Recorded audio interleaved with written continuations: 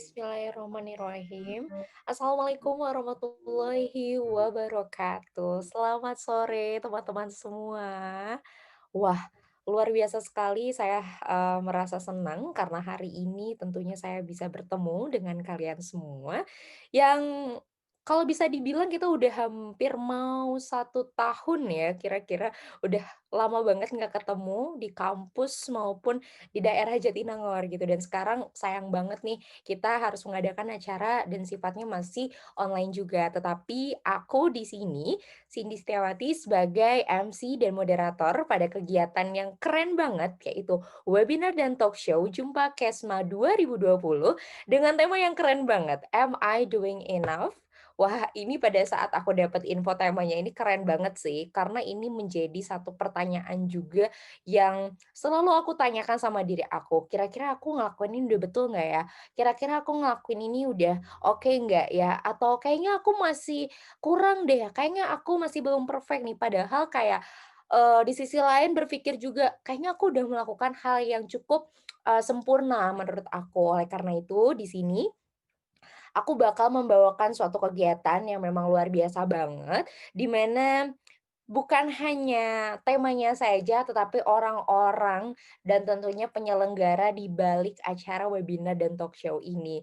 Nah, perlu teman-teman ketahui bahwa penyelenggara dari webinar kita pada kesempatan kali ini adalah Kesejahteraan Mahasiswa Hima dari FK Unpad. Keren banget nggak sih? Ada teman-temanku yang keren-keren banget bisa menciptakan acara yang luar biasa dan tentunya aku speechless karena ini audiensnya bisa melampaui lebih dari 100 orang.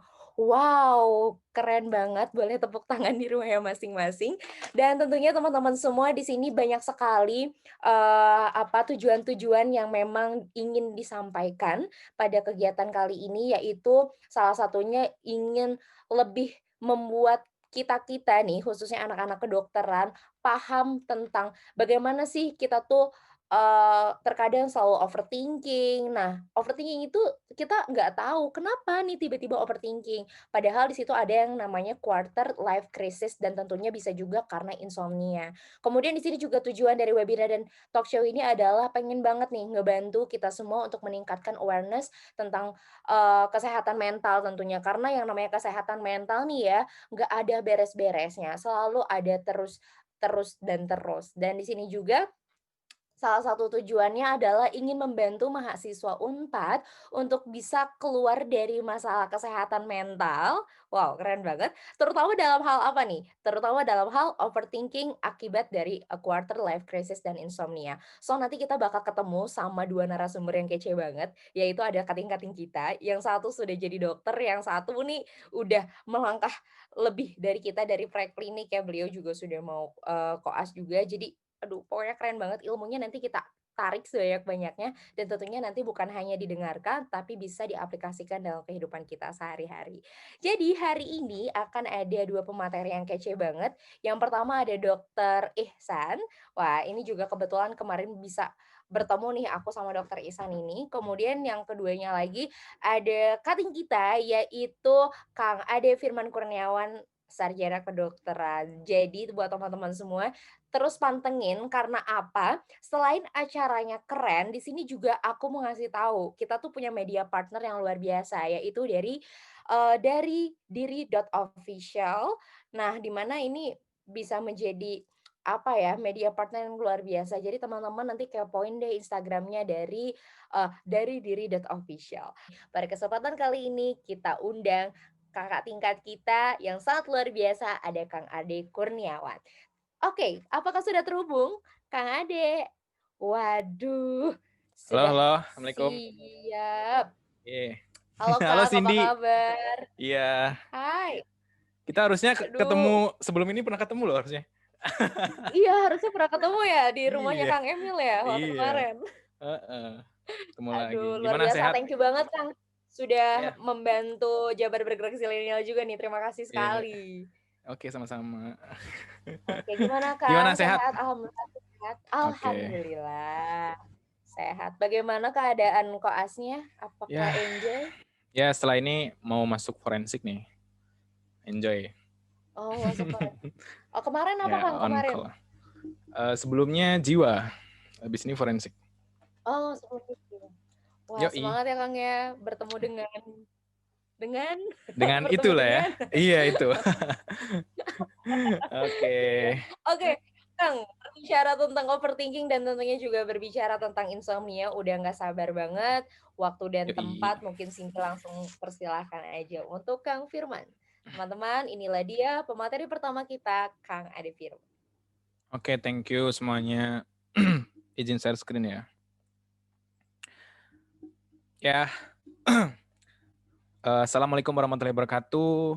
Selamat sore teman-teman semua yang sudah hadir di sini. Terima kasih waktunya sudah menyediakan kesempatan ya, terutama juga saya ucapkan terima kasih kepada teman-teman Hima, Kedokteran FK Unpad yang sudah menyelenggarakan acara ini yang sangat luar biasa sekali. Dan juga yang terhormat kepada Kang Dudu yang sudah hadir di sini ya. Mohon izin Kang untuk menyampaikan beberapa hal di sini. Ya, terima kasih banget juga saya ucapkan kepada semua peserta yang sudah hadir di sini. Nah, berkaitan dengan topik ya atau tema yang kita bahas pada kali ini adalah di pamflet itu kan mengenai quarter life crisis ya, terus kemudian overthinking dan juga insomnia. Ini suatu topik yang sangat sensitif gitu loh bro. Kayak semua orang tuh pengen ngomongin overthinking ya, apalagi overthinking ya. Overthinking dan insecurity ini pas lagi masa-masa pandemi ini lagi naik-naiknya kayak, aduh aku lagi insecure, aduh aku overthinking, aduh aku lagi pandemi tapi nggak produktif gitu kan, terus kayak aduh gimana ya gitu. Nggak apa-apa, santai. Marilah kita semua di sini, kita berkontemplasi bersama-sama, kita belajar bareng-bareng gitu ya, dengan Kang Dudu dan juga saya di sini, kita belajar bersama-sama ya. Nah, topik yang kebetulan saya bawakan di sini adalah mengenai insomnia ya, dengan subjudulnya adalah melihat lebih dalam masalah tidur dan cara menanganinya gitu. Tidur ya, ini suatu topik yang aduh sebenarnya kita lakuin tiap hari gitu. Cuma ya ada aja masalah gitu. Nah, sebelum jauh ke sana saya ingin menanyakan kabar teman-teman semua deh gitu. Belum. Ya sebelum ke sana ya. Outline hari ini adalah kita akan belajar sedikit ya, nggak apa-apa ya. Kita belajar ilmu-ilmu yang sedikit berbau kedokteran, nggak apa-apa ya.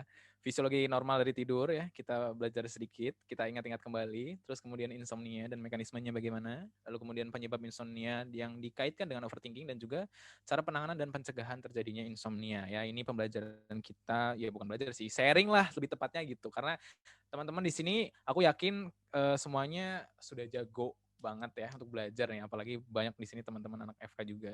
Nah, pertama nih saya mau tanya nih kepada teman-teman gimana kabarnya hari ini. Saya coba pengen lihat di kolom chatnya. Bagaimana kabar kalian teman-temanku semua? Ayo, nyatakan perasaan teman-teman di chat. Ayo, gimana? Oh Kang lagi ini itu dan sebagainya gitu. Ayo, saya pengen lihat nih. Ya, saya pengen lihat. Oke, sudah mulai chat, ya kan? Saya pengen lihat loh.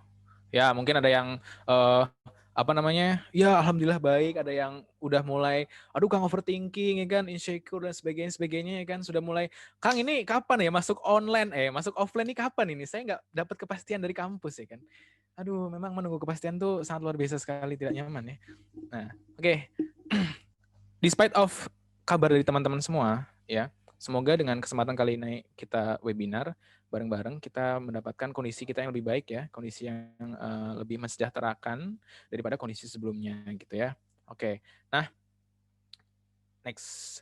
Ya, masuk kepada topik utamanya yaitu adalah tentang tidur ya. Siapa sih di sini yang tidak melakukan aktivitas tidur ya? Mungkin siapa ya? Benda mati doang ya. Semua makhluk hidup sih pasti mengalami tidur ya. Nah, di mana pada dasarnya ya tidur merupakan sebuah kebutuhan dasar bagi manusia. Di mana kalau misalnya kita melihat teori dari Bapak Maslow, ya kan? Bapak Maslow, piramida paling dasarnya itu adalah basic need. Nah, basic need di dalamnya adalah salah satunya adalah tidur.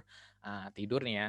Nah, nggak usah ilmiah-ilmiah banget ya. Nah, tidur nih fungsinya ya secara fisiologisnya adalah untuk konservasi energi ya, untuk maintenance, untuk penyimpanan gitu. Kalau misalnya ya pasti teman-teman kalau misalnya nggak tidur tuh pasti capek banget ya kan? Ya pasti karena kita nggak saving energi di situ. Terus kemudian perbaikan komponen sel ya kan di dalam apa namanya ini Nah di dalam tubuh gitu ya. Nah otomatis gitu. Kita tidur itu adalah fase di mana tubuh kita adalah meregenerasi sel-sel yang rusak ya kan. Lalu kemudian juga ada regulasi fungsi imunitas gitu. Ya banyak sekali penelitian-penelitian berkaitan dengan tidur di mana orang-orang yang tidurnya jarang ya atau kurang waktunya tidak cukup itu imunitas produktivitasnya menurun kayak gitu ya. Terus kemudian konsolidasi memori dalam otak ya. Mungkin teman-teman kalau misalnya belajar soka gitu ya, teman-teman FK nih, atau misalnya teman-teman yang belajar ujian ya kan, begadang terus-menerus kayak gitu, ya kan, waktu tidurnya kurang, itu memorinya kurang baik gitu loh. Jadi kayak mengingat, aduh apa ya, sudah belajar banyak tapi mudah lupa ya kan. Ya itulah salah satunya kalau misalnya kita kekurangan tidur gitu. Nah kemudian juga ada menjaga plastisitas otak ya, salah satunya juga berkaitan dengan hal yang tadi, plastisitas berarti kayak kecerdasan gitu kan, terus kemudian kepintaran otak gitu, bagaimana otak meregulasi informasi-informasi yang didapatkan kayak gitu. Jadi ini ya secara umum kayak gitu ya. Intinya tidur ini adalah suatu hal yang wajib banget kita taruh perhatian kepadanya karena hal itu akan menjadi sebuah kebutuhan dasar di mana hal tersebut akan memberikan efek restorasi ya, restorasi, regenerasi kepada tubuh kita kayak gitu. Jadi mulai sekarang ya meskipun ogah-ogahan tidur ya, siapa sih sebenarnya nggak mau tidur ya, cuma waktunya nggak ada gitu ya. Semua orang pengen tidur gitu, tapi karena waktunya nggak ada gitu, karena kuliah ya kan atau karena tugas gitu ya. Oke, tapi semoga dengan adanya kesempatan kali ini kita bisa mendapatkan keadaan tidur yang lebih baik gitu ya. Nah, oke, secara fisiologis ya, secara fisiologis. Ya sedikit nggak apa-apa ya. Nah tidur nih stage-nya itu ada dua ya, ada rapid eye movement, ada non rapid eye movement. Ya intinya ini adalah menjelaskan bagaimana dari kondisi kita yang melek gitu ya, sadar sampai ke dalam kondisi tidur kayak gitu. Ya di sini ada namanya siklus ya, siklus dari tidur ini terdiri dari 4 step gitu ya. Ya ada REM, ya rapid eye movement. Nah rapid eye movement tuh apa sih Kang gitu? Yaitu fase yang paling dekat antara kesadaran dan mau menuju ke tidur gitu. Biasanya di sini tubuh kita mulai paralyze gitu ya, mulai ada kekakuan sedikit-sedikit dan juga adanya mulai akan terbentuknya mimpi di masa-masa REM ini gitu. Pokoknya intinya fase REM ini fase yang sangat dekat ya dengan kesadaran kita gitu. Mungkin teman-teman kayak pernah tidur ya, kalau misalnya tidur siang atau tidur malam, baru tidur bentar terus tiba-tiba mimpi jatuh gitu kan, terus terbangun gitu kan, kayak kayak gitu kan. Nah itu teman-teman masih dalam fase REM gitu, masih dalam fase REM, rapid eye movement gitu, masih dekat dengan kesadaran ya kayak gitu. Nah, kemudian masuk ke stage 1, 2 dan 3 ya. Ciri-cirinya kayak gitu. Bisa teman-teman baca sendiri ya. Intinya di sini ada penurunan dari detak jantung, terus kemudian ada penurunan dari body temperature, terus kemudian kalau sudah masuk ke tahap stage 3 atau yang paling dalam itu kita ototnya sudah mulai lemas, sudah mulai relaksasi semua, metabolismenya turun sampai 20% ya kan. Dan bahkan banyak sekali mungkin komponen-komponen yang dinonaktifkan kayak gitu. Intinya kayak gitu. Pokoknya kita membutuhkan tidur ini adalah untuk repairing dari semua komponen yang ada dalam tubuh kita, terutama secara sel ya, itu kayak gitu ya. Nah ini pentingnya dari tidur. Oke, sekarang kita masuk ke topik utama ya, sajian utama kita yaitu insomnia gitu. Mungkin banyak ya kita mungkin kalau kita flashback lah seminggu, 2 minggu, 3 minggu sebelumnya kayak gitu.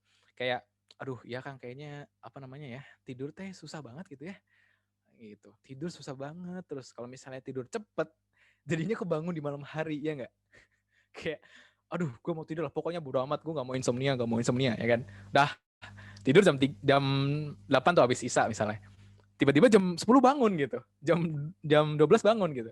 Ya saya juga mengalami gitu. Ya itu artinya kita ada sih gangguan tidur ya. Nah, gangguan tidur ya secara umum ini adalah kita sebut insomnia ya. Ini gangguan ini pembahasan kita ruang lingkupnya adalah yang sifatnya non organik ya. Kalau yang organik kan beda lagi. Nanti yang non organik ini yang biasa kita mungkin orang normal alami.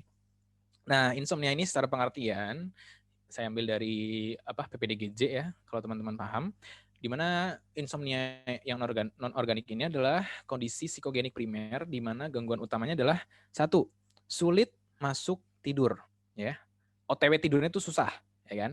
Atau yang kedua, mempertahankan tidur, ya, mempertahankan tidur nih, ya kan? Atau yang ketiga, kualitas tidur yang buruk, ya. Kita nggak merasa satisfying terhadap tidur kita, di mana ini terjadi minimal 3 kali dalam seminggu selama 1 bulan, ya, kayak gitu, ya. Jadi diulangi, ini adalah kondisi psikogenik primer di mana gangguan utamanya adalah kesulitan masuk tidur, mempertahankan tidur, atau kualitas tidur yang buruk yang terjadi selama minimal 3 kali selama 1 minggu, minimal dalam 1 bulan, kayak gitu.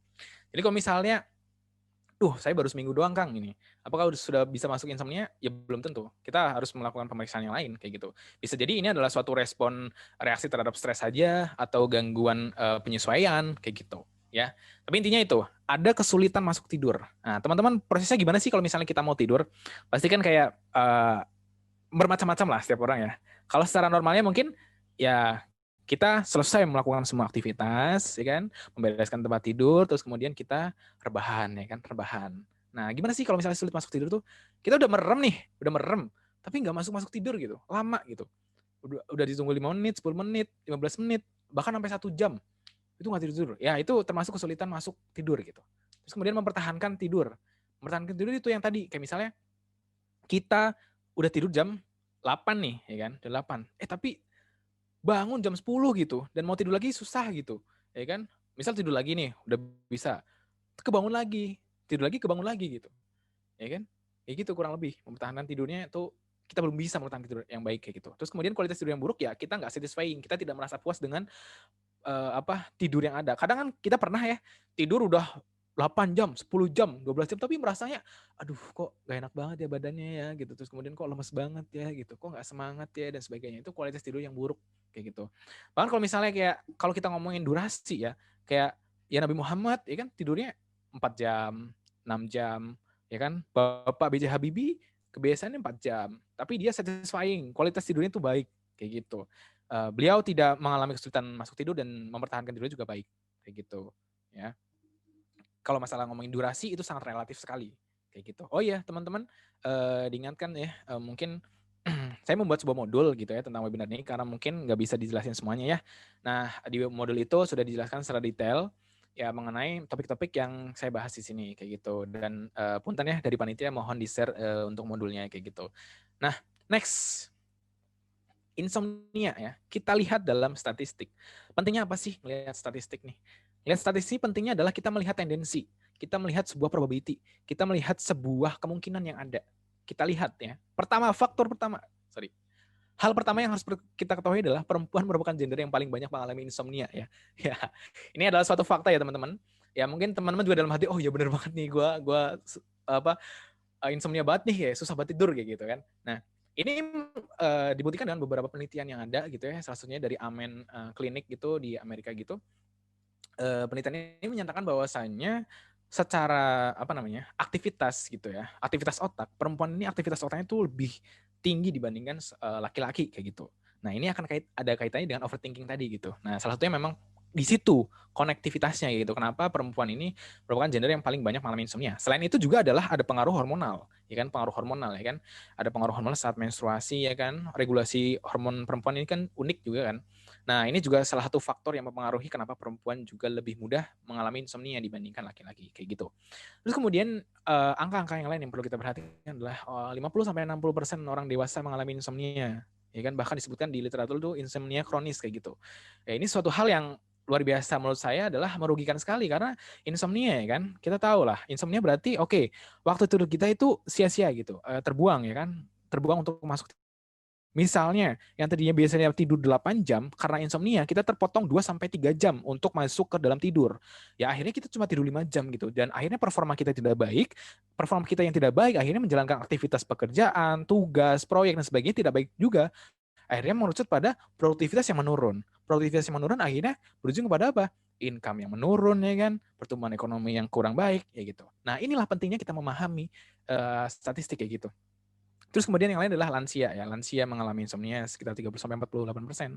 Terus ibu hamil 50% yang mengalami insomnia. Dan menariknya adalah nih 56% ya, mahasiswa kedokteran mengalami insomnia klinis moderat gitu. Ini berdasarkan penelitian yang dilakukan di Universitas Udayana. Ya, saya juga kaget pertamanya gitu ngelihat kayak buset 56% insomnia klinis moderat gitu ya. Terus untuk yang klinis beratnya itu sekitar 20%-an ya. Ini menarik sekali ini ya. Jadi sebenarnya nggak cuma mahasiswa kedokteran gitu ya. Mungkin semua mahasiswa mengalami ya, hampir pernah mengalami insomnia ini kayak gitu. Oke, kembali lagi kepada secara umum ya. Berikut adalah etiologi-etiologi yang mengakibatkan kita bisa mengalami insomnia. Pertama ya, berdasarkan literatur ya kecemasan dan depresi. Ini sebenarnya lebih kepada kondisi medis psikiatrik ya. kondisi medis psikiatrik. Kalau misalnya ya, kayak merasakan cemas, ya anxiety dan depresi gitu ya, pastinya ada salah satu keluhannya adalah insomnia, kayak gitu. Nah, memang secara umum insomnia ini dibagi menjadi dua ya, ada insomnia primer dan insomnia sekunder. Namun kebanyakan yang terjadi adalah insomnia ini adalah sebagai sekunder gitu, akibat dari suatu kondisi tertentu kayak gitu. Nah, terus kemudian selain kecemasan dan depresi ada obat-obatan. Ya mungkin bagi teman-teman mungkin ada yang mengkonsumsi obat-obatan tertentu ya, yang akhirnya akan mempengaruhi dari pola tidur kita gitu, yang membuat kita terjaga, ya kan? Atau membuat pola tidur kita tidak baik kayak gitu. Terus kemudian ada kafein, nikotin, dan alkohol nih ya. Kafein sih terutama sih luar biasa sekali nih, kayak ngantuk, ya kan? Kalau ngantuk minum kopi ya, ngantuk kopi ya. Ya betul sih, tapi ya itu secara regulasi nanti dalam pembuluh darah, ya kan, jantung sebagainya mungkin akan berpengaruh di situ ya. Akhirnya akan berujung kepada kesadaran yang terus-menerus ya, kewaspadaan yang terus-menerus. Akhirnya threshold-nya atau ambang kita untuk tidurnya itu meningkat gitu. Ya kan, jadinya waktunya lama untuk menuju ke tidur. Terus kondisi-kondisi medis tertentu kayak misalnya penyakit-penyakit kronis, ya kan, yang bisa mengakibatkan kita sulit tidur, dan juga perubahan lingkungan kerja, terus kemudian lingkungan apapun, lingkungan sosial juga gitu, adanya konflik atau misalnya lagi ribut sama pacar, terus kemudian ada skripsi ya kan, jadi susah tidur ya kan, terus kemudian overthinking. Nah ini menarik sekali nih, overthinking atau rasa berpikir yang berlebihan gitu ya. Nah saya simpan nih untuk masalah overthinking. Nah intinya adalah di sini insomnia ini banyak sekali faktor yang memengaruhinya, sehingga kita perlu aware bahwasanya, oke, serugi itu loh kalau misalnya kita terus-terusan mengalami insomnia kayak gitu. Dan kalau misalnya terus-terusan mengalami insomnia dan mengakibatkan kualitas hidup kita menjadi lebih buruk, tolong please segera kita lakukan tindakan intervensi, ya kan? Ayolah kita menuju kepada praktisi kesehatan yang memang mau berwenang untuk menangani masalah insomnia ini, gitu. Karena kalau misalnya enggak, ya udah produktivitas kita menurun, performa kita menurun gitu. Siapa sih yang mau, ya kan? Nggak mau kan? Pasti. Nah, aku juga terima kasih banget kepada Hima Kedokteran ya, mengadakan webinar ini, karena ini adalah salah satu upaya untuk mencegah gitu, kita mengalami insomnia yang terus-menerusan. Iya, ini salah satu penanganan non-farmakologis gitu ya, meningkatkan pengetahuan, ya, awareness, dan juga beberapa solusi-solusi yang mungkin nanti akan kita coba pelajari bareng-bareng. Nah, oke. Saya buka topik ya, topik main course-nya adalah overthinking dan insomnia. Ini kaitannya itu apa sih sebenarnya? Nah, ada satu kata yang saya bold merah, itu adalah hyperarousal. Hyperarousal adalah kondisi di mana kita itu memiliki kewaspadaan yang terus-menerus, kesadaran yang terus-menerus ada, dikarenakan kita memikirkan suatu hal yang berlebihan atau terus-menerus juga, ya. Intinya ini adalah kesadaran yang berlebihan, hyperarousal. Ini juga kadang bisa dialami oleh teman-teman yang mengalami post traumatic ya, stress disorder, PTSD, yang mana kayak misalnya kita mengingat trauma, kita akhirnya hyperarousal, dan ini juga mekanismenya mirip dengan overthinking. Kayak gitu, kita berpikir terhadap suatu hal terus-menerus, ya, mengakibatkan hyperarousal. Sebelum jauh ke sana, sebenarnya apa sih makna atau arti sesungguhnya di overthinking itu sendiri?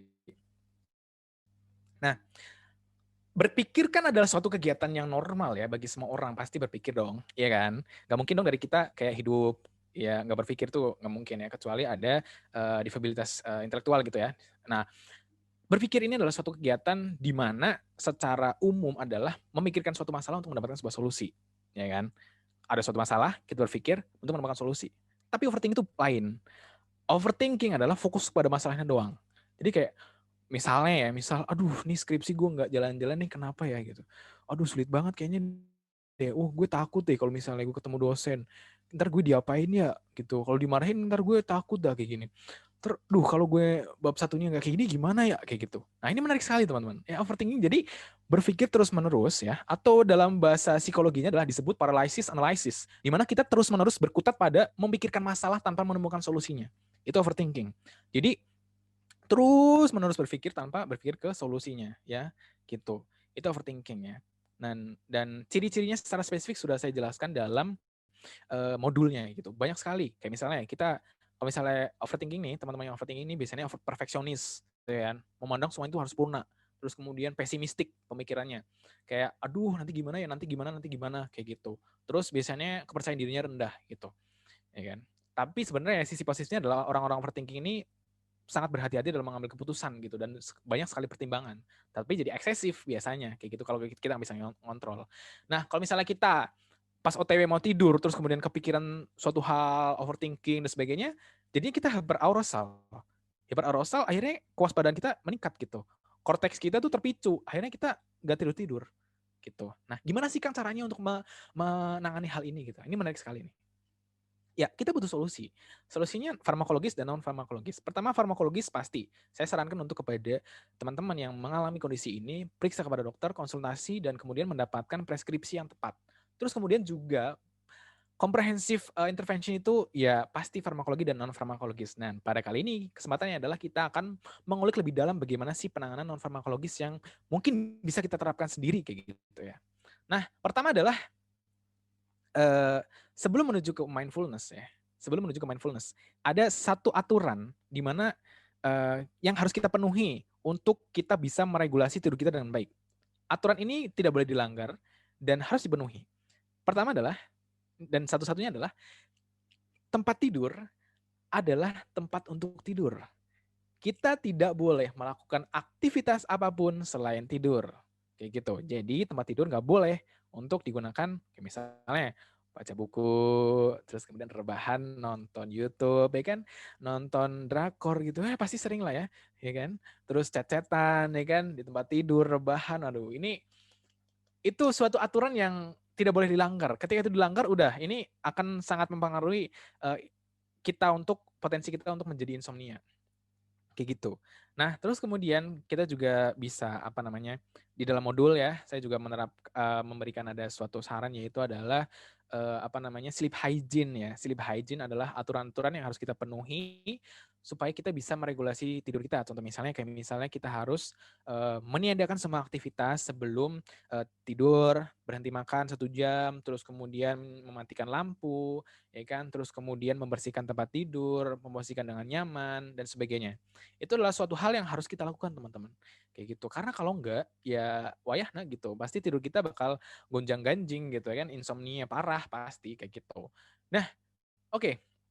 Itu adalah dari si tidurnya, dari sisi bagaimana kita menyiapkan hal-hal yang perlu kita lakukan sebelum tidur.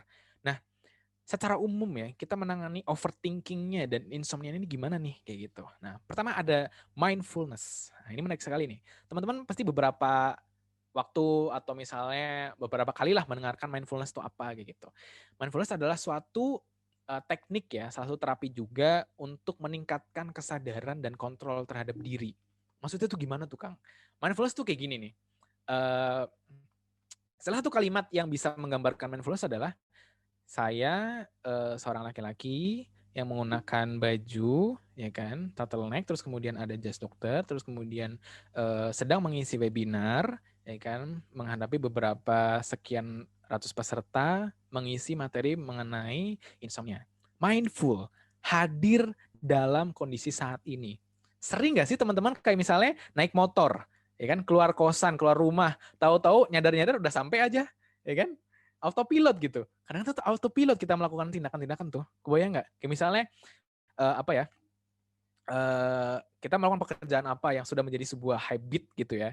Terus yang sudah menjadi kayak keterampilan kita gitu. Kita udah nggak sadar gitu, nggak aware kita, nggak mindful, kita autopilot gitu kan. Kayak contohnya nyetir tadi itu contoh paling umum. Nah, berkaitan dengan insomnia dan overthinking. Salah satu hal yang bisa kita lakukan saat misalnya tidur terus kemudian kepikiran suatu hal, yuk kita lakukan yang namanya teknik relasi pernafasan 478 ya. Ini yang paling umum di Indonesia ya. Ini ditemukan oleh Dr. Andre Weil. 478 tuh maksudnya gimana Kang pernafasannya? Oke, relaksasi pernafasan mungkin teman-teman sudah umum mendengarkannya kan. Nah, oke, yang bisa kita lakukan adalah contoh prakteknya adalah kita 478 ini adalah 4 detik ya. 4 detik menarik nafas, 4 detik, 7 detik kita tahan, terus 8 detik kita hembuskan. Ya, mengerti ya? Jadi 4 detik kita hirup, 7 detik kita tahan, dan 8 detiknya kita lepaskan. Dan itu memang suatu bentuk teknik pernafasan relaksasi yang sangat mudah sekali. Ya, kalau saya pakainya yang square breathing, 4-4-4-4 kayak gitu. Nah, yang umum tuh Indonesia 478. Coba teman-teman ketika nanti merasa insom gitu ya, susah tidur, overthinking, lakukan ini ya. Ini akan meningkatkan kesadaran Anda, kesadaran kita semua ketika mau tidur. Kita rasakan lingkungan kita rasakan, kita dengarkan hembusan nafas kita, sampai kita benar-benar fokus, dan kita akan menghilangkan overthinking itu sendiri, kayak gitu. Dan beberapa kali sudah saya coba dan itu sangat efektif sekali, kayak gitu. Nah, berikutnya adalah membuat jurnal harian. Pasti beberapa teman di sini adalah yang memiliki diary, ya kan, atau jurnal harian, ya kan, atau menulis sesuatu di Medium atau di blog atau di Tumblr dan sebagainya. Nah, manfaatkanlah itu untuk terapi overthinking kita, coy. Parah, ini beneficial banget. Salah satu penelitian yang membuat saya tercengang adalah ada suatu penelitian di rumah sakit, ya, saya lupa di Eropa kalau nggak salah, itu kepada teman-teman yang mengalami penyakit kronis, ya, kayak diabetes dan sebagainya, yang memiliki rasa nyeri lah gitu, yang mereka memiliki rasa nyeri lah karakteristiknya gitu, entah penyakit apapun, dan mereka diminta untuk membuat sebuah jurnal harian selama 8 minggu, menuliskannya bahwasanya kayak contohnya misal kalau mereka tuh kayak, oh saya hari ini merasakan sakit ini di bagian ini, kayak gitu. Dan setelah 8 minggu teman-teman tahu nggak, mereka sudah reduksi rasa pain-nya tuh udah benar-benar reduksi gitu. Kayak mereka sudah memiliki ambang pain yang lebih tinggi dan mereka sudah mulai nyaman dengan apa yang mereka alami. Itu sangat menarik sekali. Dan ini akhirnya diadopsi oleh berbagai terapis sehingga kita terapkan kepada berbagai macam masalah-masalah, ya. Ini adalah salah satu termasuk terapi kognitif juga, ya. Ya tadi beberapa hal yang saya sampaikan di sini juga merupakan terapi kognitif. Nah, pertama yang harus kita lakukan adalah kita menuliskan alasan kenapa kita overthinking. Contoh misal kayak gini, saya hari ini overthinking karena membicarakan tentang masa depan setelah saya lulus dari sarjana kedokteran misal, atau setelah saya menjadi dokter, kayak gitu. Saya merasa overthinking apabila saya berdiskusi dengan teman mengenai pekerjaan, kayak gitu. Nah itu harus dituliskan. Kenapa? Karena kita biar mendapatkan kesadaran yang penuh gitu. Supaya ketika ada kondisi-kondisi yang akan mengarahkan kepada hal-hal yang memicu kita overthinking, kita sudah aware dan kita melakukan preventif. Oh, kayaknya aku nggak perlu membicarakan ini deh. Kayak gitu. Dan juga rasa syukur. Ya, rasa syukur atau gratitude journal. Ini juga penting sekali supaya kita, ya, overthinking kan berlebih-lebihan, ya kan, pesimistik kayak gitu. Dan rasa syukur ini kita menuliskan gratitude journal ini adalah supaya kita comeback kepada diri kita yang secara faktual benar-benar beneficial dan worth it kayak gitu. Kita tuh sebenarnya udah banyak sekali memiliki advantages gitu kan, kita worth it, kita sudah mencapai ini itu dan sebagainya gitu. Nah, ini akan mengembalikan kesadaran kita dengan baik, ya. Jadi kita bisa dengan cara membuat jurnal harian, menuliskan alasan overthinking dan rasa bersyukur kita. Nah, terus yang kemudian adalah to-do list dan scheduling. Wah, ini menarik banget teman-teman. To-do list dan scheduling ini pada dasarnya adalah manajemen waktu. Nah, manajemen waktu ini juga diharuskan diterapkan pada bagaimana cara kita mengelola waktu tidur kita, ya kan? Menulis to-do list dan scheduling adalah membantu kita untuk bisa memiliki rentang waktu tidur yang sama di setiap harinya meskipun hari libur, terus kemudian bisa mengalokasikan prioritas untuk tidur, ya kan, bisa mengalokasikan prioritas-prioritas yang lain kayak gitu. Dan ini menurut penelitian, ya, penggunaan to do list dan scheduling ini adalah sangat mereduksi stres, sangat gitu. Ambangnya 50% atau berapa persen kayak gitu. Ini sangat luar biasa mereduksi gitu. Dan juga kita mengurangi overthinking pasti kayak, waduh bab satu belum dikerjain, oh enggak ding, bab satu nanti dikerjain sore hari kok jam 3 gitu. Nah gitu kan, kayak oh scheduling nih misal, oh aduh gimana ya bab satu ya, oh bab satu mah akan saya kerjain hari Selasa, sekarang masih hari Minggu gitu, kayak gitu, ya kan. Jadi kita membantu otak kita untuk tidak terlalu memikirkan hal-hal yang tidak pasti, ya kan. Ya udah, karena nggak pasti, ya udah kita bikin kepastiannya gitu. Kapan kita ngerjain ini, kapan kita ngerjain itu, kapan deadline ini, kapan deadline itu, kita buat kepastian tersebut, kayak gitu ya. Nah, satu hal yang menarik lagi juga adalah afirmasi diri. Kang, apa sih afirmasi itu gitu? Afirmasi adalah suatu bentuk penetapan, penekanan, reassuring, meyakinkan diri bahwasanya diri kita itu adalah positif, worth it, dan bentuk apapun positif yang ingin kita terapkan pada diri kita. Afirmasi diri contohnya ya adalah biasanya menggunakan self talk, ya, atau bicara kepada diri sendiri. Afirmasi ini biasanya sangat disarankan, ya, oleh seorang psikolog, ya. Teman-teman psikolog ini sangat menyarankan afirmasi diri untuk bisa menciptakan image diri yang positif dan yang baik kayak gitu. Kapan sih dilakukannya afirmasi diri ini baiknya gitu ya? Kebanyakan dilakukan pada pagi ataupun malam sebelum tidur gitu ya. Kalau misalnya pagi, biasanya saya lakukan adalah alhamdulillah ya Allah, ya, saya bersyukur hari ini sudah bangun dalam kondisi sehat. Terus kemudian saya berharap bahwasanya hari ini ya, saya bisa ceria, saya bisa semangat, saya bisa berbahagia, saya bertemu orang-orang baik dan sebagainya. Ya, bisa berisi optimisme, bisa berisi hoping, bisa berisi gratitude, bebas. Tapi intinya adalah penetapan diri yang positif, kayak gitu.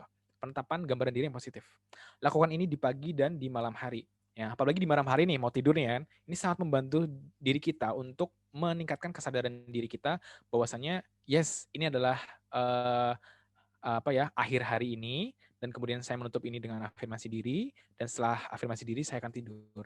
Ini akan meningkatkan ketenangan, akan meningkatkan kesadaran kita untuk menuju kepada tidur. Dan itu sangat berhasil gitu ya. Saya rasakan sendiri kayak gitu. Nah, itu ada mindfulness, terus kemudian ada to-do list, ada scheduling, ada jurnal harian dan juga afirmasi diri. Nah, ya, permasalahan tidur ini adalah suatu permasalahan bagi kita semua dan upaya kita untuk mempelajari ini adalah suatu hal yang penting karena tidur adalah suatu kebutuhan dasar. Apalagi kalau misalnya kita memiliki suatu masalah, harus segera mungkin kita intervensi secepatnya, apalagi insomnia nih ya, akan mengurangi produktivitas kita dan juga akan mengurangi performa kita dalam aktivitas akademik, aktivitas kehidupan sehari dan pekerjaan dan lain sebagainya. Oke, ini ada suatu quote ya untuk menutup presentasi saya dari Audrey Nivenediger, ya, The Time Traveler's Wife nih. Dia bilang bahwasanya sleep is my lover now, my forgetting, my opiate, my oblivion. Pokoknya intinya adalah dia tuh sangat mencintai tidur ya, bahwa tidur ini adalah suatu hal yang harus kayak saya cintai dan tidur adalah pelupa lara saya, opiate ya, opium gitu kan, teman-teman juga tahu dan ini adalah tidur adalah satu hal yang melegakan bagi dia kayak gitu. Oke, terima kasih kepada teman-teman semua yang sudah memperhatikan presentasi saya. Semoga kita di sini bisa berdiskusi banyak hal, ya kan? Presentasi ini memancing kita untuk lebih interest lagi, lebih peduli lagi terhadap aktivitas tidur kita dan supaya dapat menghasilkan kualitas hidup yang lebih baik dibandingkan sebelumnya. Keep contact with me, ya kan? Boleh ya, mau chat di email, di Instagram, mangga silahkan. Terima kasih. Sekali lagi saya ucapkan terima kasih kepada Hima, Kedokteran FK4 yang sudah melaksanakan acara ini. Dan sekian, semoga bermanfaat. Assalamualaikum warahmatullahi wabarakatuh. Saya kembalikan kepada Cindy. Yeay, terima kasih banyak. Waalaikumsalam warahmatullahi wabarakatuh. Keren banget, Kang. Thank you banget ilmunya. Wah, tadi kita udah denger teman-teman ya, bahwa ternyata banyak sekali memang tanpa kita sadari faktor-faktor yang membuat kita bisa jadi insomnia. Dan tadi juga udah dikasih tips and tricks oleh Kang Ade Firman ini tentang apa aja sih caranya biar kita ini jadi nggak insomnia yang kayak gitu. Salah satunya adalah tadi tolong to-do list dan manajemen waktunya harus bagus banget, perlu kita praktekkan juga. Kemudian juga harus ada nih yang namanya mindfulness dan tentunya ada afirmasi diri. Jadi buat teman-teman yang nanti pengen banget tanya-tanya lagi sama Kang Ade Firman mengenai apa aja sih tentang insomnia atau misalnya tadi Kang Ade udah menyinggung insecure nih. Buat teman-teman mungkin yang lagi merasakan insecure boleh nanya bagaimana sih nanti tips and triknya, oke? Karena nanti pertanyaannya kalian boleh langsung saja tanyakan di Slido yang bakal nanti panitia share linknya kayak gitu. Tanpa berlama-lama lagi, apakah sudah terhubung dengan saya? Ada Kang Dudu atau Dokter Ihsan. Halo Kang. Selamat sore Cindy, selamat sore juga Firman dan teman-teman sekalian. Halo, selamat sore. Gimana Dok? Apa kabar? Sehat? Alhamdulillah sehat, cuma menggunakan apa namanya nih virtual background kayak jadi punya panu nggak apa-apa lah ya. Jadi saya klarifikasi teman-teman ini bukan panu ya. Begitu pula kalau ngelihat Firman ketawa itu giginya kayak pakai vinil gitu kan. Enggak, kami nggak pakai vinil dan nggak panu. Virtual background, tenang aja ya. Gitu. Oke, udah nggak sabar banget pokoknya ini bareng sama Kang Dudu.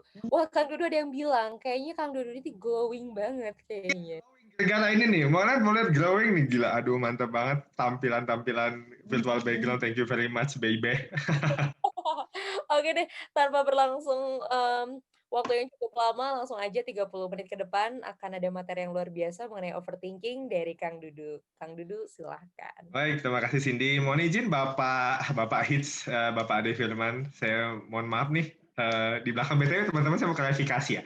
Sebelumnya itu sebenarnya harusnya saya yang materi pertama, cuma saya ada kendala jadi digantikan oleh Bapak Firman. Jadi saya berterima kasih banget buat beliau yang sudah mau berkenan membantu saya. Baik, kita akan belajar kali ini bareng-bareng tentunya, karena buat saya belajar in learning you will teach and in teaching you will learn. Jadi buat saya sendiri kita sharing dan kita akan belajar bareng. Topik kita hari ini adalah alter your mind and alter your reality. Jadi mengubah pikiran kamu itu artinya pada akhirnya akan mengubah realita kamu. Bersama saya Abdullah Ihsan. Oke, sebelum kita akan mulai, BTW kalau misalnya saya kelihatan mungkin apa namanya ya, kelihatan putus-putus suaranya, kedengaran putus-putus suaranya, atau misalnya ada gambar yang nggak kelihatan, bilang ya. Oke, kita mulai dulu bahwa saya akan mulai dari mental health building blocks. Kenapa sih kita harus mikirin, kenapa kita ngomongin overthinking, dan kenapa saya ngomong bahwa altering your mind itu kan altering your reality. Jadi building blocks mental health atau kesehatan mental kalian itu terbentuk dari 3 hal. Yang pertama adalah thought, pikiran kalian, kedua adalah emotion, dan yang ketiga adalah behavior. Jadi pada saat kita berbicara tentang mental health itu ada 3 komponen ini, pikiran, emosi, dan perilaku. Ya, sedikit aja saya mau bahas bahwa yang paling susah diatur adalah emosi. Nggak ada gitu, misalnya kita lagi sedih banget nih, lo berhenti nangis dong. Nyuruh orang lagi sedih berhenti nangis adalah seperti nyuruh orang mencret berhenti ke WC. Itu nggak mungkin. Jadi jangan nyuruh yang nggak penting atau nggak memungkinkan. Nah, yang kita bisa lakukan adalah berubah pikiran kita atau kita mengubah perilaku kita. Nanti kita akan bahas gimana caranya kita bisa mengubah pikiran. Tadi udah banyak nih dikasih tahu sama Kang Firman gimana sih cara kita bisa mengubah mindset, tapi kita akan bahas sedikit lagi. Mungkin saya akan bahas juga tentang quarter life crisis. Nama saya adalah Abdullah Ihsan, saya adalah dokter umum lulusan FK4 tahun 2011 sampai 2016. Saya sebelum lulus dari FK4 ke Radboud University di Nederland atau Belanda dulu selama 2 bulan, belajar tentang public health dan tropical medicine. Riwayat organisasi saya nggak sepanjang Firman, kok saya cuma 2 baris doang, gitu. Tenang aja, aduh nggak sepadan lah sama Firman, saya cuma 2 baris gitu. Baris pertama adalah Ketua BEM Keluarga Mahasiswa FK4 tahun 2014, dan baris kedua saya adalah Koordinator Nasional untuk Informasi, Komunikasi, dan Teknologi ISMKI, atau Ikatan Senat Mahasiswa Kedokteran di Indonesia. Saya setelah lulus jadi dokter internship di Rumah Sakit TNI Agus Salamun Bandung, jadi Rumah Sakit TNI. Setelah lulus dari sana, selesai internship, saya kerja di Rumah Sakit Jiwa Provinsi Jawa Barat di Lembang. Ya, sekarang saya adalah mahasiswa baru. Ya, saya adalah mahasiswa baru. Mohon maaf teman-teman sekalian yang sudah senior tahun angkatan 2018, 2019. Saya adalah mahasiswa baru 2020 untuk program pendidikan dokter spesialis kedokteran jiwa atau psikiatri. Terima kasih Firman sudah mampir ke Departemen Psikiatri kemarin. Oke. Saya mau teman-teman buka Mentimeter dulu, ambil HP-nya, buka menti.com, dan silahkan masukin kode 2873553. Atau kalau misalnya, saya nggak tahu deh, ini masih sama nggak ya kalau misal saya coba cek dulu deh, takutnya ternyata salah nih. Coba saya cek dulu deh ya. Saya akan hentikan share screen-nya dulu ya, saya akan copy ke kalian biar kalau mau lihat langsung di chat boleh. Oke, jadi, oh benar kok, ini kalau mau masuk menti.com, kalian bisa chat di sini, menti.com. Kodenya adalah, salah, kan saya ngirimnya private nih, saya kasih ke everyone dulu nih. Menti.com, buka di chat ya, silakan itu ada kodenya, atau silakan kalau mau langsung klik linknya. Atau mau lihat dari HP, boleh banget, pilih silakan. Kalau sudah masuk ke dalam linknya, silakan diisi pertanyaan-pertanyaan yang ada di situ. Nanti kita akan sama-sama lihat nih, udah berapa yang ngisi, dan udah ada yang ngisi apa belum. Apakah sudah ada yang ngisi? Dulu ya. Oh, sudah mulai ada yang ngisi, terima kasih.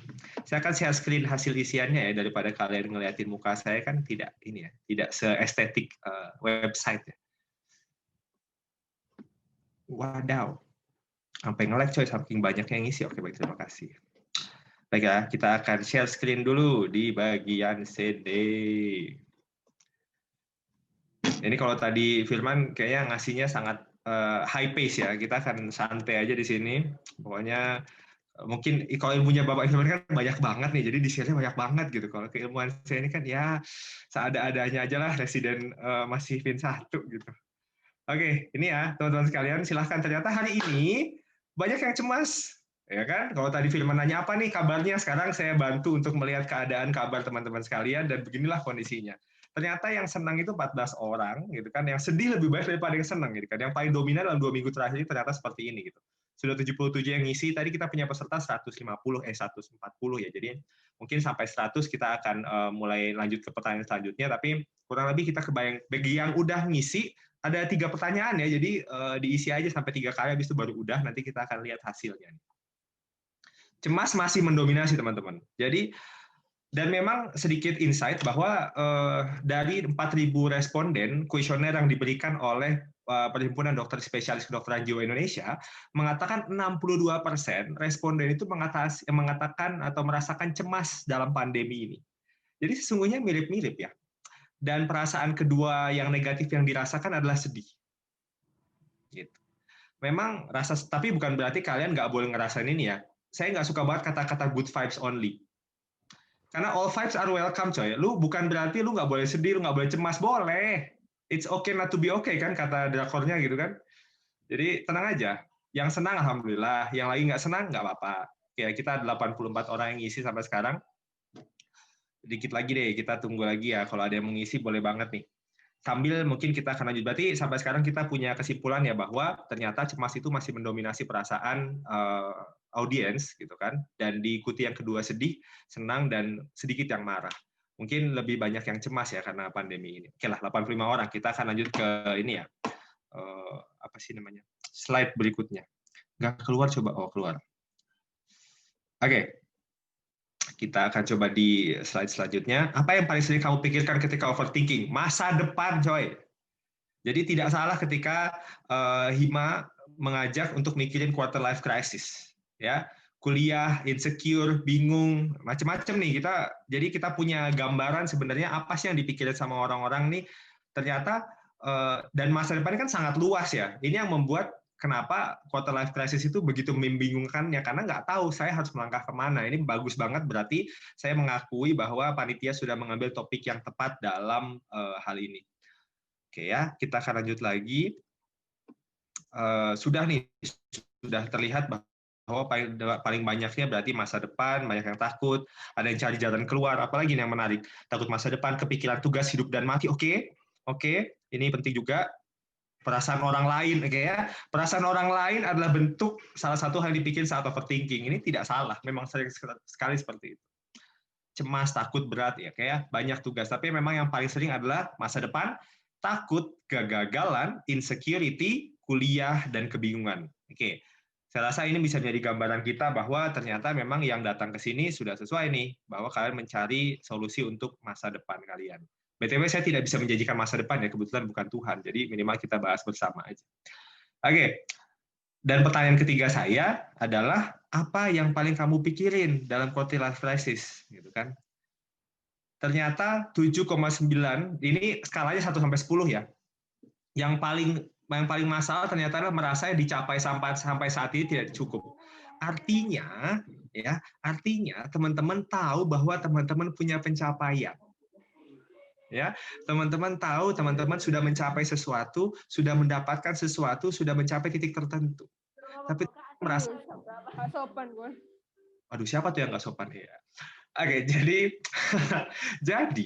wajar ketika judulnya pun sama, am I doing good enough gitu kan? Ternyata memang ini pertanyaannya gitu, bahwa yang kerasa itu bukan nggak tahu mau ngapain bahkan, tapi lebih kerasanya dibanding nggak tahu mau ngapain ya, lebih kerasa bahwa saya sudah punya pencapaian tapi nggak cukup. Nah ini artinya mungkin buat Firman, buat teman-teman panitia dan teman-teman sekali juga bisa paham bahwa teman-teman kita nih sesungguhnya punya loh pencapaian, punya, tapi merasa nggak cukup. Yang kedua adalah merasa nggak tahu passionnya apa, bakatnya apa, keahliannya apa.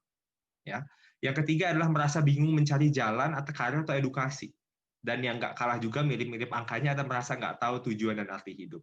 Tapi sekali lagi ternyata yang hampir 8 nih, kalau Soka ini udah dapat A nih ya, itu merasa yang dicapai itu masih belum cukup sampai sekarang. Oke, saya rasa cukup kita ngobrolin soal ini, kita akan kembali ke materi yang tadi.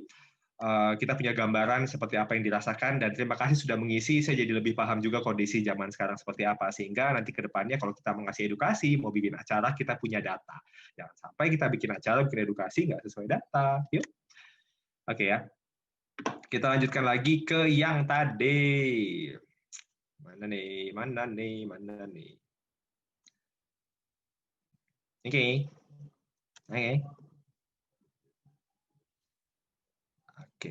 Share screen. Oke ya, tadi sudah mengisi Mentimeter. Terima kasih banget teman-teman. Dan terima kasih yang sudah bergabung kembali ke sini. Semoga kita bisa kembali belajar bersama. Kita akan belajar tentang overthinking. Ini adalah bahasan pertama yang dibina oleh panitia kepada saya. Oke teman-teman, saya akan bawa kalian masuk dalam otak ya. Dan saya selalu diajari bahwa setiap kau menyampaikan sesuatu, dan Firman tadi sudah bawa data, hari ini saya akan bawa artikel jurnal dan buku yang menjadi dasar saya untuk menyampaikan ke kalian. Yang pertama adalah bahwa amigdala itu kritikal dalam komponen of a neural network involved in decision making. Gampangnya adalah amigdala ini adalah bagian otak yang sering pengaruh dalam keputusan. Bagi yang sudah belajar neurobehavior, pasti nanya, setahu saya kan amigdala itu urusannya sama emosi. Yang berhubungan sama decision making, judgment, planning, itu prefrontal cortex, betul. Nah, tapi penelitian terbarunya ternyata amigdala punya peran dalam decision making atau pengambilan keputusan. Kan kita overthinking itu kan mencari sebuah keputusan, mencari kenapa, gue harus ngapain gitu kan. Tapi kenapa kok susah banget? Nah, amigdala ini itu berperan aktif sekali dalam emosi. Tapi ini juga berperan aktif dalam decision making. Nah, inilah di mana saya mau menyampaikan ke kalian, emosi berperan sangat besar dalam pengambilan keputusan kalian. Ya, rasanya kita mengambil keputusan itu rasanya pengen logis, tapi percayalah, selogis-logisnya kita tuh kita punya intuisi, kita punya perasaannya, akhirnya kadang membantu, tapi kadang mengacaukan sama kepilihan yang sudah kita miliki. Yang kedua, nih ya, saya mau ngasih tahu teman-teman, kalau teman-teman bilang gitu kan, gue tahu banget, emang gue harus milih, kadang-kadang gini nih, kayak misalnya mau milih pasangan, ada dua yang ngedeketin kamu gitu kan, terus kamu mikir, iya sih yang satu udah baik banget, pintar, rajin beribadah, tapi kayaknya gua nggak srek sih. Ya, logika kita udah nyampe bahwa itu adalah orang yang baik buat kita. Tapi kok kita nggak milih dia? Ternyata amigdala itu punya kekuatan yang lebih besar untuk menginfluence korteks. Korteks itu apa? Logika, berpikir. Ya kan? Untuk stimulate atau suppress cortical activity. Jadi, kenapa sih kalau kita lagi emosi, logika kita hilang? Kalau kita lagi sedih, kita nggak bisa mikir. Kalau kita lagi marah, kita nggak bisa mikir. Kalau lagi senang, nggak bisa mikir. Karena ternyata amigdala itu punya kekuatan lebih besar untuk mempengaruhi korteks. Jadi, perasaan kita punya kekuatan lebih besar untuk mempengaruhi pikiran kita dibanding pikiran pengaruh perasaan. Gitu. Makanya tadi yang Firman bilang, bikin jurnal, bikin scheduling, itu untuk melatih agar pikiran kita bisa mengendalikan perasaan. Tapi memang itu nggak mudah. Secara lahiriah, kita lahir ke dunia ini itu memang kebetulan kita lebih mudah dipengaruhi oleh perasaan. Jadi, teman-teman, kamu yang lagi di rumah, I can relate to you guys and everyone can relate to you guys. You're not alone. Oke? Kita semua merasakan itu. Selanjutnya, kenapa kita overthink? Tadi kalau dibilang sama Firman adalah kita sudah overstimulasi. Dan itu akan saya sampaikan kembali. Ada obesity of information. Jadi obesity itu nggak cuma makanan ya. Tapi kita obes sama informasi. Ada zaman dulu nggak ada Instagram, yang orang lakuin adalah ngemil. Yang sekarang ada Instagram, yang orang lakuin adalah scrolling.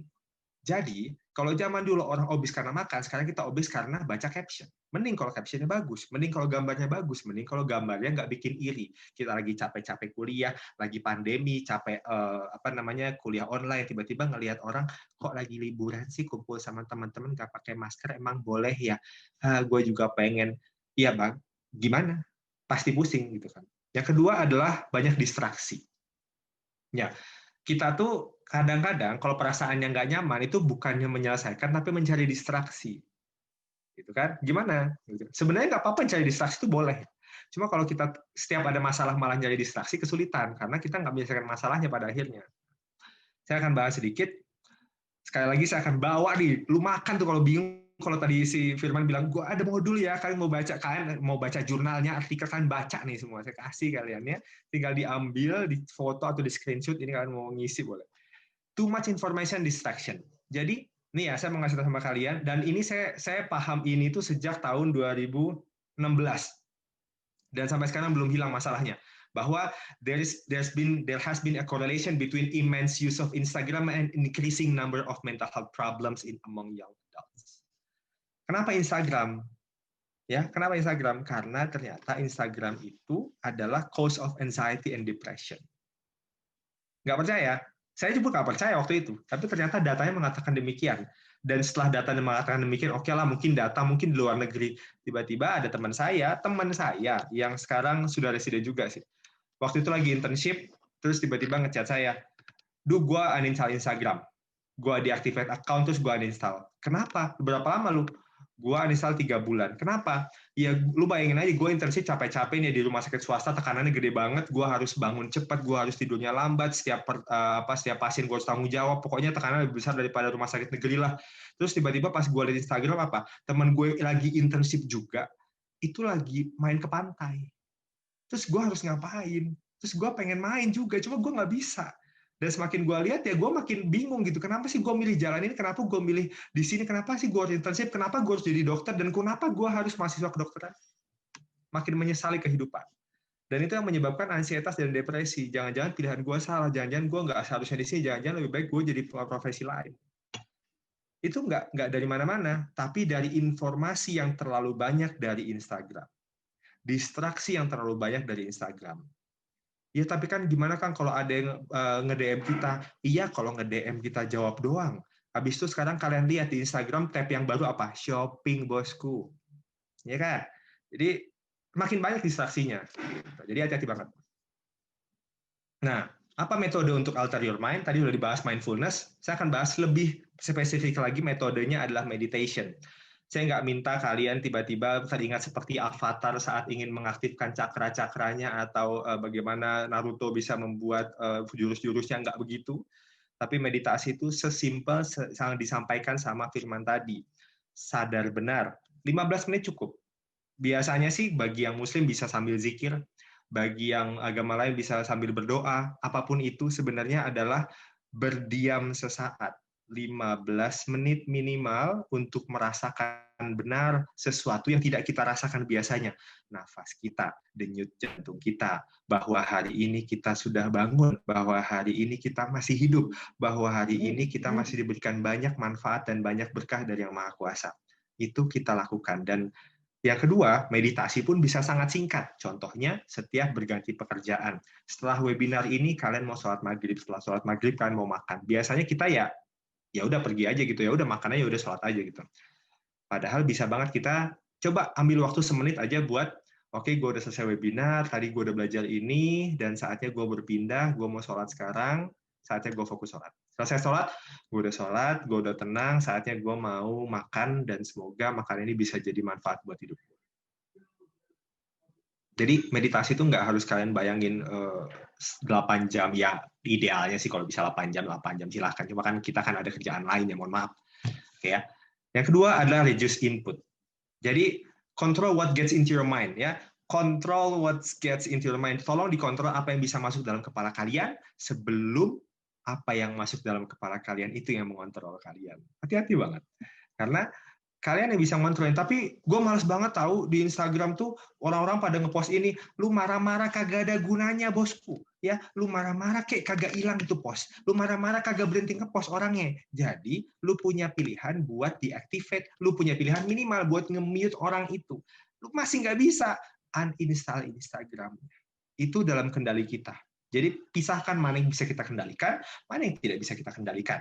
Masalah orang ngepost apa, orang beropini apa tentang kita, orang mau ngomongin apa soal kita, orang mau cerita soal apa tentang dirinya, itu nggak bisa kita kendalikan. Yang bisa kita kendalikan adalah bagaimana kita merespon. Oke? Jadi, mari kita ganti cara berpikir kita, mari kita mindful, tapi seperti yang dibilang sama Firman, dan kita bisa mengurangi input atau apa yang masuk dalam pikiran kita. Sehingga kita bisa belajar untuk benar-benar memilih apa yang masuk dalam pikiran kita, dan benar-benar memilih apa yang mau kita lakukan sebagai reaksi. Oke? Thought become perception. Perceptions become reality. Dan ini adalah judul saya, Alter Your Thought, Alter Your Reality. Jadi bagaimana kamu bisa mengubah realita kamu adalah dengan mengubah pikiran kamu. Itu kuncinya. Mudah tidak. Dikira saya sama Firman ini tiba-tiba jadi begini, enggak bosku ya. Pusingnya panjang. Apakah kami sudah master ketika memberikan materi? Oh tidak juga. Jadi kita sama-sama belajar. Kalau ada yang mau ngasih tips nanti, BTW di Slido nggak harus ngasih pertanyaan loh. Kalau mau ngasih tips, gini ya Kak, menurut saya bagusnya kayak gini. Boleh banget. Oke. Yang kedua kita akan bahas quarter life crisis. First, let me remind you, every changes may create stress. Setiap perubahan mungkin menyebabkan stres. Stres bisa baik, stres bisa buruk. Dan setiap stres punya kemungkinan tertentu untuk menyebabkan krisis. Oke? Dan setiap krisis butuh waktu, butuh proses untuk bisa diselesaikan. Jadi berikan kesempatan buat diri kamu, jangan terburu-buru. Oke, tanyakanlah pada orang-orang yang sudah selesai atau melewati quarter life crisis, dia akan bilang minimal gue ngelewatin itu sebulan. Yang 2 tahun ada, yang 5 tahun banyak. Jadi bukan berarti kita bisa lewat begitu saja dengan mudah, enggak. Namanya krisis. Contoh sekarang krisis kesehatan, selesai gitu dalam sebulan pandemi, tidak. Tapi orang pintar bisa, ya orang pintar gimana? Tetap pintar tetap aja ada pandeminya gitu. Krisis ekonomi tetap aja panjang, apalagi krisis diri yang kita nggak bisa ngontrol itu sama sekali. Jadi teman-teman sekalian, pesan saya yang pertama adalah saat kita belajar quarter life crisis, ingat bahwa krisis ini benar terjadi, ini dirasakan oleh hampir semua orang, dan itu wajar merasakan itu, dan jangan dorong diri kamu terlalu keras untuk bisa melewati itu dengan cepat. Kasih waktu. Oke? Selanjutnya, apa sih yang orang rasain dalam quarter life crisis gitu kan? Yang pertama adalah nggak tahu mau berkarir ngapain di kedepannya. Habis itu nggak tahu bahkan banyak option. Tadi kan kita udah bahas ya, banyak option dalam karir, gue nggak tahu milih yang mana. Nggak merasa cukup baik dalam pendapatan atau mungkin dapat pencapaian gitu kan. Merasa properti itu out of reach atau beli rumah itu mahal. Sekarang kalian pikirin deh ya. Saya ngasih tahu aja nih, harga rumah ya yang normal-normal aja itu harganya di atas 600-800 juta. Dari mana duitnya? Gue juga pusing, coy. Gue juga nggak paham. Ya, ini juga termasuk salah satu pikiran orang-orang dalam quarter life crisis. Dan banyaklah pikiran-pikiran lainnya. Mungkin saya akan bahas yang 4 paling atas, 3 paling atas yang paling kerasa. Nah, quarter life crisis ini sebenarnya ini nggak ada teorinya. Cuma saya tadi coba merangkum bahwa ada beberapa subtipe atau beberapa alasan yang tadi saya sudah tanyakan sama teman-teman sekalian. Apa aja sih yang mungkin terasa oleh orang yang merasakan quarter life crisis? Yang pertama, merasa nggak tahu dia punya passion apa. Simpelnya, cara mendapatkan passion adalah mencoba. Oke? Selesai. Kalau dibilang, gue nggak tahu passion gue apa, terus kalian overthinking mikirin passion, kagak dapat. Hanya bisa dicoba. Oke? Yang kedua, is it enough? Apakah merasa cukup? Kita nggak akan merasa cukup. Dan wajar ketika merasa nggak cukup, itu adalah manusiawi. Tapi ketika dengan merasa nggak cukup itu membuat diri kita terbebani, saatnya kita mulai mengatakan pada diri kita bahwa untuk sekarang cukup, besok berjuang lagi. Oke? Yang ketiga, which path should I pick? Jalan mana yang harus saya ambil? Ini bingung. Ada orang yang nggak tahu passionnya apa, ada yang merasa bahwa gue punya banyak banget keahlian, gue milih yang mana ya? Gitu. Ada aja yang kayak gini. Gitu. Yang terakhir ada yang merasa bahwa saya nggak punya tujuan hidup. Gue yang penting ikut aja, orang tua ngomong apa, teman-teman ngomong apa, kerjaan nyuruh apa, gue ikutin. Gitu. Dan pada akhirnya dia akan sampai di titik yang, terus gue ngapain hidup? Oke. Lalu bagaimana cara bisa melewati quarter life crisis? Mungkin nanti kita akan bahas banyak di Q&A, tapi secara simpelnya konsepnya adalah yang pertama adalah kita identify di main cause. Kenapa sih kita punya KLC ini? Apakah kita merasa nggak cukup? Apakah kita nggak tahu passion apa? Nggak tahu nggak tahu milih yang mana? Karena dengan mengetahui masalah apa yang paling penting, dengan mengetahui pertanyaan apa yang paling penting, kita tahu mau nge-Google apa. Kalau kalian nggak tahu apa yang dirasain, nggak tahu apa yang jadi main problem, nggak tahu masalah utamanya apa, nggak tahu mau nge-Google apa, dan nggak tahu mau nanya apa ke siapapun. So identify your main cause of quarter life crisis and ask people who you think they can help you to resolve. Yang kedua, accept and adapt. Terima bahwa setiap perubahan itu pasti menyebabkan stres. Saya takut, Kang, kalau misalnya saya udah lulus, saya ngapain? Wajar. Saya juga merasakan itu. Dan kalau boleh cerita, saya ada di fase di mana saya sangat irritable dan saya nggak terima setiap orang nanya, besok lu mau kerja di mana? Saya langsung ngeliatin dia kayak, lu bisa nggak nanya itu dulu? Irritable banget, ada masanya seperti itu. Dan itu wajar banget. So, iya, mulai dari sekarang, mulai dari tahun 2, tahun 3, koas, dokter, itu kerasa banget. Dan accept that. Tapi kita harus beradaptasi gitu. Nggak cuma sekedar irritable doang, tapi Oke, saatnya gue cari solusi gitu. Nggak sekedar terkungkung dalam masalah. Tadi kalau kata Kang Firman kan, yang jadi membuat orang overthinking itu ada fokus sama masalahnya, bukan mencari solusinya. Dan inilah yang saya sampaikan, harus adaptasi, cari solusinya.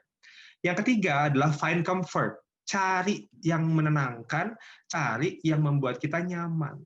Support system, teman, pasangan, orang tua, siapapun, apapun yang membuat kita nyaman. Karena setiap atlet yang bertanding butuh istirahat, setiap mobil F1 yang berlomba butuh pit stop, dan setiap kamu yang sedang berjuang butuh istirahat. Oke? Yang keempat, gain experience. Coba cari pengalaman. Tentunya dengan mencoba, sekali lagi. Quarter life crisis itu kalau kamu diem doang, ngeringkup, nggak akan keluar-keluar dari situ. Tapi coba cari experience. Ikut webinar ini adalah hal yang bagus. Terus mungkin ikut webinar yang lain, ngambahin skill, nyobain kerja, nyobain volunteer, itu penting banget. Dan gaining experience tidak pernah salah. Oke? Terakhir yang mau saya sampaikan ke kalian adalah bahwa tidak ada krisis yang mudah dilewati. Namun setiap krisis pada masanya akan terlewati. Tugas kita cukup bertahan dan lakukan yang terbaik. And that's enough. Itu cukup. And you're enough. Kamu cukup. Terima kasih. Assalamualaikum warahmatullahi wabarakatuh. Waalaikumsalam warahmatullahi wabarakatuh. Wow, thank you banget Kang Dudu. Teman-teman, ini dia untuk email, line, dan juga kontak dari Kang Dudu ya. Ada Instagramnya juga. Kalau kalian mau kontak-kontak, boleh banget ke Kang Dudu. Keren banget.